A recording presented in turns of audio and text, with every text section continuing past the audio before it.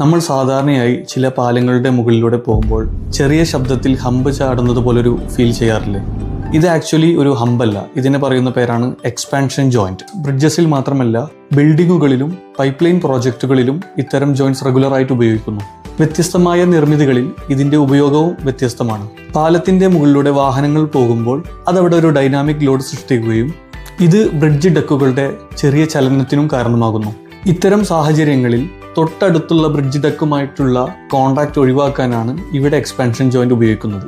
എന്നാൽ ബിൽഡിങ്ങുകളിൽ construction മെറ്റീരിയൽസിന്റെ temperature induced expansion വഴിയുണ്ടാകുന്ന ക്രാക്കുകൾ ഒഴിവാക്കാനാണ് ഇത്തരം ജോയിന്റുകൾ ഉപയോഗിക്കുന്നത്. Floor joint, wall joints and roof joints എന്നിവയെല്ലാം ഇതിന് ഉദാഹരണമാണ്. പൈപ്പ് ലൈൻ പ്രോജക്റ്റുകളും സിമിലർ ആയിട്ടുള്ള പ്രശ്നങ്ങൾ പരിഹരിക്കാനാണ് ഇത്തരം ജോയിന്റുകൾ ഉപയോഗിക്കുന്നത്. എക്സ്പാൻഷൻ ജോയിന്റിന് ഉപയോഗിക്കുന്ന മെറ്റീരിയൽസിനെ കുറിച്ചും അതിന്റെ ഇൻസ്റ്റാളേഷൻ രീതികളെക്കുറിച്ചും തൊട്ടടുത്ത വീഡിയോകളിൽ ഞാൻ പോസ്റ്റ് ചെയ്യുന്നതാണ്. Thank you.